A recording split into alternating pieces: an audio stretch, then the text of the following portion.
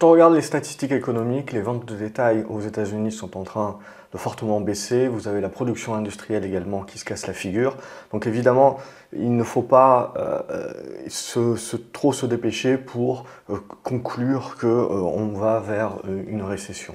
La problématique avec ça, c'est que c'est toujours binaire. Vous savez, on a le débat et on a le combat entre il y aura une récession ou il n'y aura pas de récession. Mais la réalité est plus timorée que ça. Pour celles et ceux qui étaient en bourse et qui se souviennent un petit peu de l'activité économique en 2015-2016, on était dans ces éléments-là également où on se demandait si on allait avoir une récession ou pas. Et puis paf, vous avez Trump qui arrive, vous avez une baisse des impôts, vous avez finalement une récession qui n'a pas lieu, les banques centrales qui sont toujours là et vous avez un essor des profits des sociétés grâce notamment à la baisse des impôts à ce moment-là. Donc ce qu'il faut bien comprendre, si vous voulez, c'est que la réalité est toujours plus nuancée. Et vous pouvez très bien en effet avoir un ralentissement économique sur les prochains mois et avoir une résilience économique par la suite. Ce qui va faire la différence, c'est ce que va décider la Fed maintenant. Et là où il faut bien faire la différence, si vous voulez, c'est entre les statistiques économiques qui sont en train de tomber maintenant et les statistiques économiques qui tomberont dans 6 mois, il y a déjà une grande différence qui aura lieu et la Fed devra prendre des décisions à ce moment-là. La Fed ne va pas anticiper, les banques centrales ne sont pas là pour anticiper et c'est d'ailleurs, on va dire, la raison première pour laquelle les erreurs sont produites et on rentre dans des excès. Vous savez, quand vous êtes en train de ramer sur votre bateau, si vous ramez trop fort dans un sens, au début, vous n'avez pas l'impression que votre bateau est en train justement de tourner à la même vitesse que l'effort que vous êtes en train de produire, donc vous avez l'impression qu'il faut poursuivre l'effort. Et au moment où vous vous rendez compte que le bateau est en train de vraiment trop tourner, trop rapidement, vous stoppez l'effort, mais c'est déjà trop tard. Et même si vous faites l'effort inverse pour pouvoir pagayer dans l'autre sens, ça prendra un effort supplémentaire pour pouvoir remettre le bateau dans son droit chemin. Et en règle générale, vous faites l'accès dans l'autre sens. Mais les banques centrales, c'est exactement ce qu'elles font, si vous voulez, parce qu'elles se basent sur des statistiques économiques qui sont retardées. Et donc, quand elles vont prendre leurs décisions, déjà en retard, puisque le paquebot économie, il a déjà choisi son chemin. Pire encore, comme on vient de monter les taux, ces hausses de taux-là vont avoir un impact sur les marchés qu'au bout de 6 mois, 9 mois. Donc, c'est-à-dire au moment même, si vous voulez, où une banque centrale peut dire « Ok, là, on dit stop et on va attendre que les statistiques économiques nous démontrent si notre stratégie a fonctionné ou pas », vous avez l'impact de toutes les hausses précédentes de ces derniers mois qui sont encore à arriver. C'est-à-dire qu'aujourd'hui, si on parle du marché en se disant on a déjà un impact et des statistiques de ralentissement économique, on n'a pas encore pris le gros des hausses de taux qui avaient eu lieu fin d'année dernière et au début de cette année. Donc c'est-à-dire que même si la Fed en effet annonce qu'elle va stopper ses hausses de taux et qu'elle va attendre de voir les prochaines statistiques. D'une part, ce n'est pas demain la veille qu'on verra des statistiques qui démontreront que l'inflation est battue et est revenue à 2%. Vous avez vu déjà tout l'effort et tout le temps qu'il a fallu attendre pour qu'on revienne en dessous des 5. Avant de revenir en dessous des 2, il va au minimum se passer une année. Même si on va vers du ralentissement économique, etc. On l'a vu, c'est essentiellement d'abord les prix de l'énergie et ensuite il faut du temps pour que ça soit répliqué dans les biens durables et dans les services. Donc c'est-à-dire que si la Fed et les banques centrales en général veulent avoir la preuve qu'ils sont en train de battre l'inflation, et pour cela ça veut dire qu'on est sur une trajectoire où on va vers les 2%, et on a des statistiques du chômage qui sont en train d'augmenter, etc., c'est pas demain la veille qu'on va les avoir. C'est-à-dire qu'au mieux, on va vers un stop de la hausse des taux, mais on ne va pas vers de la baisse de taux. Or, le marché, il est en train, lui, de presser et de valoriser que la Fed sera contrainte d'ici la fin de l'année de baisser ses taux et de manière rapide. Il y a 2 points à prendre en compte, c'est que très certainement, ça ne sera pas le cas. La Fed ne sera pas aussi réactive que ça, puisque comme je l'ai dit, dans les statistiques économiques, les indicateurs que va regarder la Fed vont démontrer que la bataille contre l'inflation ne va pas se gagner si facilement que ça. Et donc du coup, ils vont plutôt être conservateurs et ils vont maintenir les taux à un niveau élevé. La problématique, c'est que quand vous avez l'inflation, comme l'inflation, jusqu'à présent, ce que j'avais dit, c'était on peut continuer encore à être sur les marchés, etc., parce qu'on reste dans une politique accommodante. On reste dans une politique accommodante. Pourquoi? Parce que la hausse des taux des banques centrales est inférieure à la hausse de l'inflation. C'est-à-dire que si vous voulez vraiment être dans quelque chose de contraignant, vous devez avoir des taux d'intérêt qui sont supérieurs à l'inflation. Et là, maintenant qu'on a l'inflation qui est en train petit à petit de descendre, en dessous des 5%, eh bien, on va rentrer dans cet aspect contraignant. Alors, il y a des contraintes de liquidité, évidemment, de réduction de liquidité, etc. Mais la vraie contrainte, c'est là où on va y rentrer. C'est-à-dire au moment même où on se dit, tiens, l'inflation est en train de baisser, et donc, du coup, ben, on est en train de gagner la victoire, le pivot de la Fed, tout ce que vous voulez. La Fed va maintenir ses taux à 5 ou 5,25%.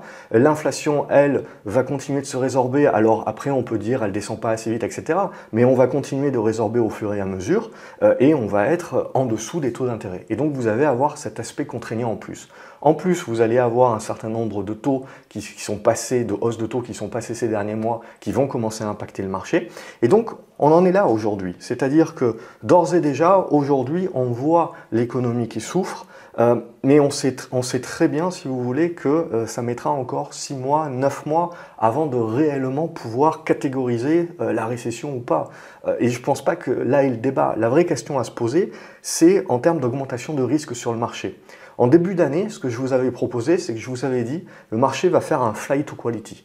Il n'y avait pas que moi qui le disais, évidemment, il y avait même une étude Goldman Sachs, pour le peu, c'était justement revenir sur les gros poissons. Et on le voit, on a eu ce retour et cette concentration, et donc cette illusion des indices, puisque comme les indices sont surpondérés sur le même type de valeurs, si ces valeurs-là augmentent, on a l'impression que tout augmente, mais en fait, si vous regardez, le marché est très hétérogène et il y a vraiment un gros tri qui a été effectué. Et il y a déjà un certain nombre de titres qui ont énormément corrigé.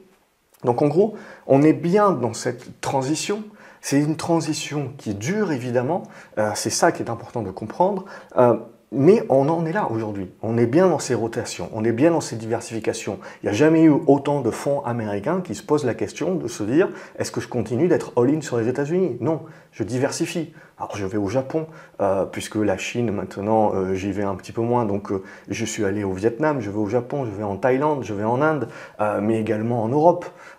Donc c'est là vraiment où on a ce retour d'une rotation et donc d'un retour également au tangible parce que ça donne un socle fondamental et on se dit au moins voilà j'investis un petit peu plus dans la valeur. Alors ce que l'on a aujourd'hui c'est les derniers des Mohicans, c'est-à-dire toujours les GAFAM et les grosses pondérations on va dire tech qui continuent de supporter les indices. Mais tout le reste, même si on a eu des rattrapages, etc., c'est un petit peu en retard. Et donc la grosse question pour ces prochains mois, si vous voulez, c'est bien de penser, c'est pas de penser que le marché est débile ou c'est pas de penser que le marché a raison parce que le marché du coup a anticipé qu'on va pas avoir la récession tout de suite, que ça va prendre du temps, etc. Donc on va rester dans une espèce de ventre mou en mode stagflation un petit peu, c'est-à-dire ralentissement économique et une inflation qui baisse certes mais qui reste quand même élevée. Donc on continue d'avoir un petit peu de pricing power sur un certain nombre de valeurs, donc flight to quality, hein, donc ça c'est le but. Mais en gros à un moment donné, si vous voulez, le marché va devoir se poser une question, c'est je suis en train de rentrer dans une zone où je ne sais pas, ça ne va pas arriver du jour au lendemain, mais je rentre dans une zone à risque, si vous voulez. Parce que je me retrouve avec des statistiques économiques qui commencent à me montrer que le vent est contraire. Je vais avoir des banques centrales, alors comme l'Europe est en retard de 6 à 9 mois, c'est pas demain la veille qu'on aura ces statistiques-là en Europe, bien qu'on commence bien entendu, mais donc du coup la BCE, elle va continuer d'avoir cet écart avec la Fed, c'est ce qui va jouer également sur l'écart sur la paire euro-dollar. Mais pour en revenir, si vous voulez, c'est les États-Unis qui vont nous gouverner, et aujourd'hui les États-Unis c'est 70% de la capitalisation mondiale boursière, donc globalement tout le monde évidemment est rivé plus que jamais sur les États-Unis. Ce ne sera peut-être pas le cas dans 10 ans, on aura peut-être résorbé un petit peu cet excès-là, mais toujours est-il, aujourd'hui c'est le cas. Et donc, si vous voulez, on rentre un petit peu dans ce moment où on est en ventre mou, c'est-à-dire on est dans la transition, récession ou pas récession, est-ce que c'est le vrai débat? Le vrai débat pour moi, c'est qu'est-ce que va faire la Banque centrale américaine? Et au moment même, si vous voulez, où tout le monde est en train d'applaudir des deux mains qu'on va vers le pivot, ce qui a été déjà anticipé par le marché. Ce qu'il faut bien voir, c'est qu'on peut très bien être dans un mode sell de news à un moment donné, une fois qu'on a passé cet épisode justement de concentration du marché, parce que certes vous avez moins de liquidité, mais comme elle se concentre sur le même type de valeurs qui sont des grosses pondérations, ben on a l'impression, si vous voulez, que tout va bien. Mais vous avez un paquet de secteurs, d'activités et de valeurs qui sont complètement défrichés. Donc là, l'idée, voilà, c'est là de se dire, et de se projeter un petit peu, c'est de se dire, on rentre un petit peu dans le no man's land, on rentre dans l'endroit ces prochains mois où le marché en fait va être très certainement beaucoup plus hésitant, avec beaucoup plus de volatilité, parce qu'on rentre dans le moment où on a des dégradations économiques et on va devoir débattre un petit peu de la taille de ces dégradations économiques, et on va avoir une Fed qui va nous expliquer très certainement qu'ils ne vont rien faire jusqu'à la fin de l'année. Et donc, comme ils ne vont rien faire jusqu'à la fin de l'année, la politique va vraiment devenir contraignante, puisque les taux d'intérêt vont rester élevés dans une économie chancelante avec une inflation qui baisse en dessous des taux d'intérêt. Et donc, qui va renforcer cet effet-là. Donc c'est là aussi, c'est bien l'idée de voir, ok, le paquebot est en train de tourner, mais très doucement, donc ça n'affole pas, mais c'est un petit peu comme la grenouille dans la casserole, vous faites monter le feu légèrement au début, et la grenouille ne se rend pas compte qu'à un moment donné, elle est en train de bouillir.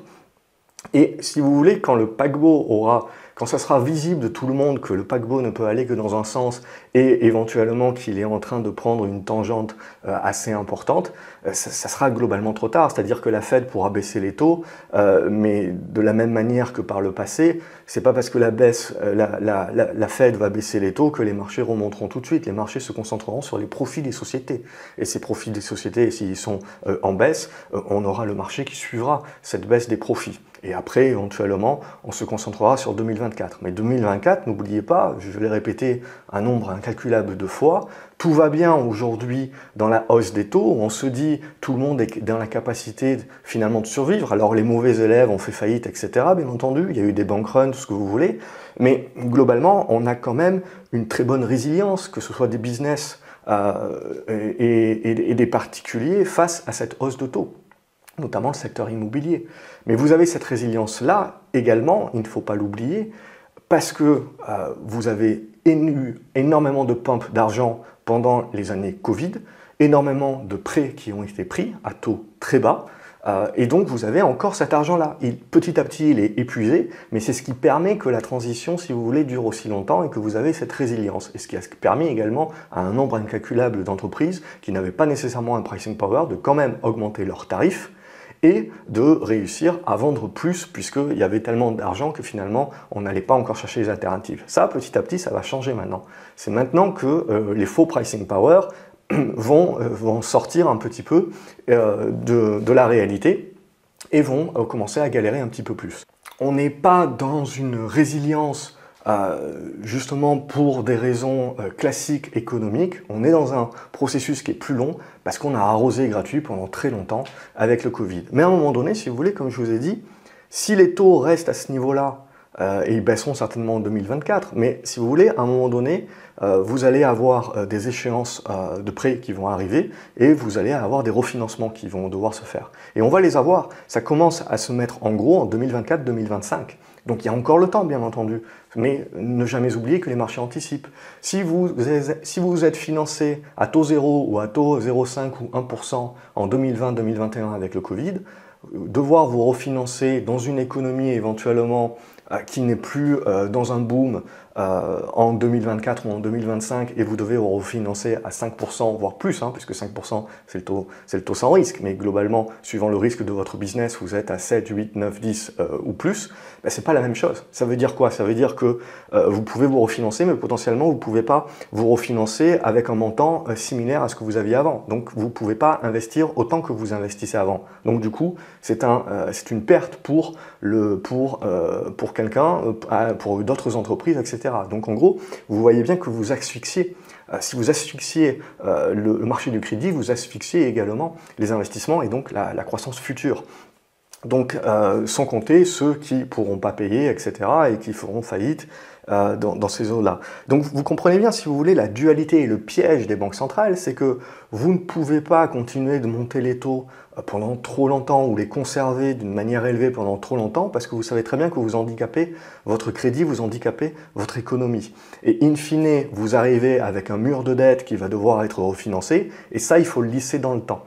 Et si vous conservez des taux trop élevés, ben vous allez à la catastrophe. Donc à un moment donné, vous êtes obligé de baisser les taux également pour faire passer la vague un petit peu à l'essentiel des gens, ou faire du quantitative easing à nouveau. Mais voilà, c'est de ça dont on parle, et c'est ça qu'il faut bien avoir en tête et en ligne de compte, et ça, ce sont des processus qui sont lents. Donc c'est-à-dire que c'est là tout le danger d'anticiper ce genre de choses en se disant, voilà, ça va être des contraintes pour les marchés, mais on rentre dans une zone à risque, mais ça ne veut pas dire que demain, ça va se crasher. Donc c'est ça l'idée, c'est comme la grenouille vraiment dans la poêle, c'est-à-dire qu'une tendance baissière ou un krach boursier, ça ne se fait pas du jour au lendemain, sauf Covid ou météorite qui vous tombe sur le coin de la tronche, bien entendu. Mais ça se prépare et ça se construit, et on aura le temps de le voir dans les graphiques et de voir un petit peu la dégradation. Et subprime, c'est pareil, hein, pendant une année, vous avez eu une gestation, et la dégradation s'est faite au fur et à mesure. Et ensuite, vous avez les effets dominos. Mais c'est pas le début de la crise, finalement, c'est la quintessence, c'est quand tout le château finalement s'écroule après avoir résisté pendant des mois ou des années. Donc c'est ça l'idée. Évidemment, l'idée là, c'est pas de dire il va y avoir nécessairement un krach. Comme je vous ai dit, la récession n'est pas obligatoire, et encore est-ce que ce sera une petite récessionnite ou est-ce que ça sera une récessionnite aiguë? Ça va dépendre des banques centrales. Tout dépend aujourd'hui justement de savoir combien de temps, et est-ce que ça sera trop longtemps, le fait que les banques centrales et la Fed notamment maintiennent ces taux à des niveaux à 5% de manière trop importante. Tout le monde va vous parler de la prochaine réunion en juin, est-ce qu'ils vont monter les taux de 0,25 ou pas, et ça, on s'en fout maintenant, c'est pouillemesque, c'est la largeur de la ligne, mais ce qui va vraiment être important dans le futur, c'est d'entrevoir est-ce que les banques centrales vont être dans la capacité de baisser les taux d'ici la fin de l'année ou d'ici 2024, et dans cette perception-là. Et aujourd'hui, avec les niveaux d'inflation, avec les niveaux économiques, ils ne peuvent pas sans perdre leur crédibilité dans leur discours déjà l'annoncer. Donc ils ne peuvent que annoncer qu'ils vont faire une pause ou faire un statu quo. Et c'est là où l'erreur éventuelle qui impactera ensuite et fera toute la différence entre une petite récession ou une grosse récession qui derrière nous pousse à une crise de crédit parce qu'on n'a pas su anticiper, ça j'y crois pas trop. Je pense que tout le monde voit le mur arriver et comprend bien qu'avec des taux à 5%, ça passera pas quand même pour l'essentiel des gens. Surtout si l'économie continue d'être attaquée. Donc voilà ma perception, si vous voulez, mais c'est une perception, si vous voulez, mais c'est pas ça qui vous fait gagner en bourse, c'est pas de jouer ce scénario-là tout de suite, maintenant. Vous avez besoin de timing, vous avez besoin d'attendre que le paquebot vous démontre petit à petit, justement, sa direction. Et c'est ça qui fera toute la différence, c'est bien cette notion de timing, et je dirais de rentrer au fur et à mesure dans les positions et d'attendre que le marché en soit là. Parce que tant que vous avez des flux qui vont dans la concentration, etc., eh ben vous avez le marché qui vous envoie une photo qui est différente. Et il faut attendre que ces flux s'épuisent petit à petit. Voilà pour cette vidéo. Comme d'habitude, n'hésitez pas à la liker, à la partager, à me dire ce que vous en pensez. Merci d'avoir tenu jusqu'au bout. Et abonnez-vous à la chaîne, comme ça vous ne loupez pas les autres vidéos. Salut les graphes!